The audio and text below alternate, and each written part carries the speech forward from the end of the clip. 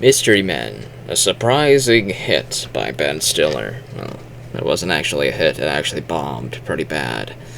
But I liked it, actually. I surprisingly really liked it. I think this film was way ahead of its time. I think superhero movies were still a little bit too new to make this movie in 99 when they did, film it throughout 98 when they did. Because all you really had were the old Superman movies with Christopher Reeve, which are fantastic, except for Superman 4, which is not as fantastic. And, of course, you had the Batman movies with Keaton, Batman 1 and 2. I don't know if the Schumacher, the fourth one, was made yet by the time this was done. But Batman and Robin was a very cheesy movie. It's a parody of the Batman movies, but it was still pretty fun. This is still a fun, bad movie to watch. But outside of that, there weren't too many of these. I think Spawn was around. They had a Spawn movie. I don't know exactly when they made Spawn, but there. I think Blade was 98 or 99. But there weren't too many. No, there weren't too many. We weren't tired of superhero films yet. And I think this film is something that had to be released when we were starting to get tired of it. So I think by 2008 to 2009 at the latest, or at the earliest, rather, would have been the best time to release Mystery Men. And release it exactly as it looks. I mean, exactly as it looks, with all of the grit and all that fun stuff. And I think it would have been a much better hit than it was in 99, because it was still a little bit fresh. Superhero films were still a little bit too fresh to make a comic spoof of this. But I liked almost everybody in here. Almost everybody in here was very fun. It was very funny. The jokes are very funny. I love the Sphinx. I love Kel here. I love this dude. Ben Stiller was probably the least funny. He was the least funny character in the whole movie, but everybody else, all of these guys, the Blue Raja, the bowling lady who talks to her bowling ball, who's actually her father's skull in a bowling ball, that was very funny. Paul Rubens who was Pee-wee as the Sphincter Man, or whatever the guy's name is, the Spleen or something.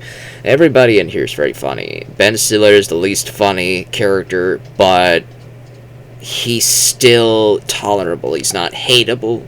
He's just not as funny as everybody else in the movie, who is fantastic. Everybody else in the movie is absolutely fantastic. They were very funny. And you could tell that the writing was a mess. A lot of people are improvising their lines, and I love hearing about that. I love reading about that and researching improvised lines when an actor just takes charge of a scene and takes control of the narrative and just improvises a line that wasn't scripted and gets left in.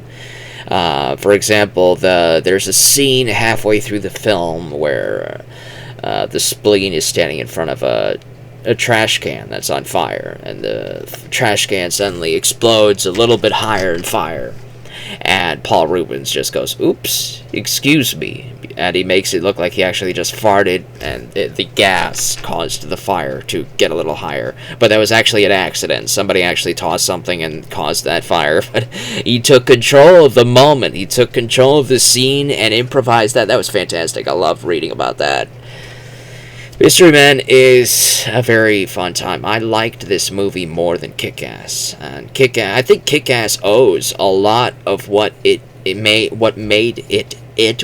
Kick-Ass Kick-Ass. I think it owes a lot of its existence to Mystery Men. I haven't seen The Boys to comment on that one, but Homelander, I did read a lot about him. And then there's another superhero character, Captain Quark, in the Ratchet and Clank games. He definitely feels like he was based off Mr. Amazing in Mystery Men. Mr. Amazing is the hero who, in the past, captured all of the villains, and now he's a sellout. He's a sellout whose his entire costume is adorned in marketing and product placement.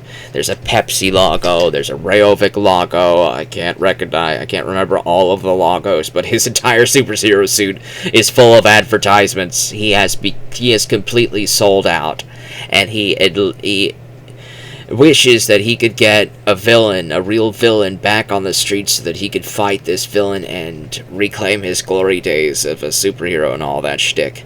So he allows one of the last remaining supervillains not in prison or got the death penalty, which is Frankenstein Charisma, whatever the guy's name is, played amazingly by Jeffrey Rush. He's a fantastic actor.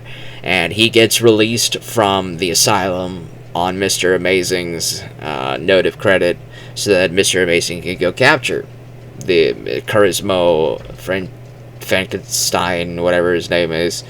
And something goes afoul. Mr. Amazing gets captured. He's very blundering in that regards. And so the B team, not necessarily the B team, the Z team, the final letter in the alphabet, the Z team has to come together to free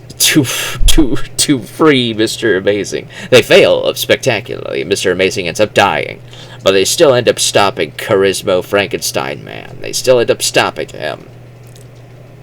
And most of these guys don't have superpowers, really. The Sphinx just speaks in riddles, very poor riddles, and he's very predictable.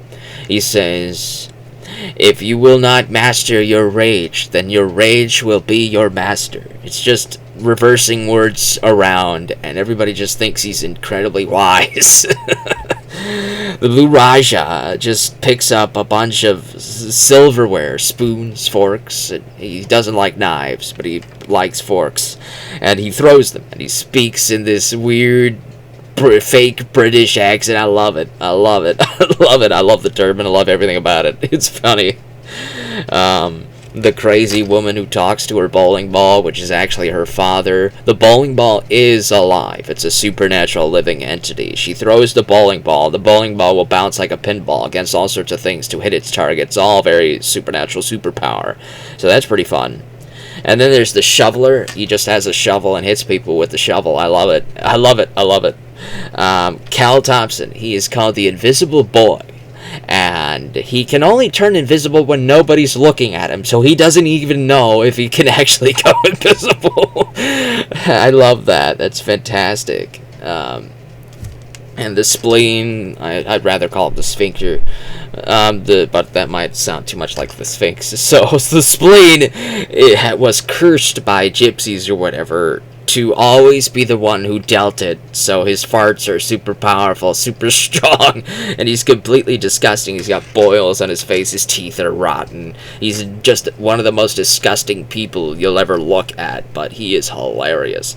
And those farts are his superpower. You can knock people out, you can fire them like friggin' rockets. It's fun. It's hilarious.